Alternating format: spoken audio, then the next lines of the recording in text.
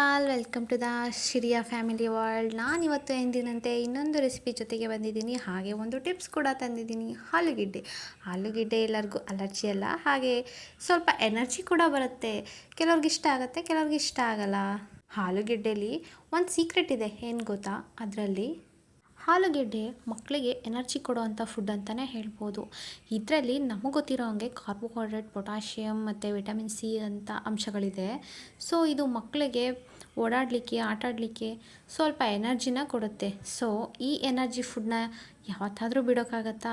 ಎಷ್ಟೇ ಅಲರ್ಜಿ ಇರಲಿ, ಏನೇ ಇರಲಿ, ಯಾವುದೇ ಆಹಾರನಾಗಲಿ ಮಿತಿಲಿ ಸೇವಿಸಿದ್ರೆ ಯಾವ ಅಲರ್ಜಿನೂ ಆಗಲ್ಲ, ಯಾವ ಪ್ರಾಬ್ಲಮ್ಮೂ ಆಗಲ್ಲ. ಸೊ ಎನರ್ಜಿ ಕೂಡ ನಮ್ಮದಾಗಿರುತ್ತೆ.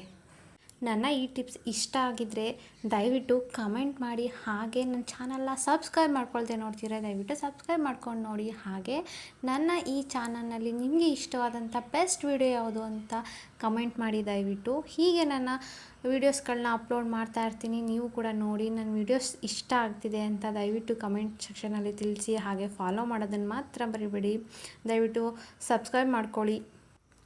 ಈ ಒಂದು ಆಲೂ ಪರೋಟ ನಿಮಗೆ ಇಷ್ಟ ಆಗಿದ್ದರೆ, ಈ ರೆಸಿಪಿನ ಐಟಮ್ಸ್ ನಿಮಗೆ ಬೇಕು ಅಂತ ಅನಿಸಿದ್ರೆ ನಾನು ಡಿಸ್ಕ್ರಿಪ್ಷನಲ್ಲಿ ಹಾಕಿರ್ತೀನಿ. ನನ್ನ ಎಲ್ಲ ವೀಡಿಯೋಸಲ್ಲೂ ಕೂಡ ನನ್ನ ಮಾಡುವಂಥ ಅಡುಗೆ ಐಟಮ್ಸ್ಗಳನ್ನ ಡಿಸ್ಕ್ರಿಪ್ಷನಲ್ಲಿ ಹಾಕಿರ್ತೀನಿ. ದಯವಿಟ್ಟು ಗೊತ್ತಾಗಲಿಲ್ಲ ಅಂದರೆ ಒಂದು ಸಲ ಚೆಕ್ ಮಾಡ್ಕೊಳ್ಳಿ.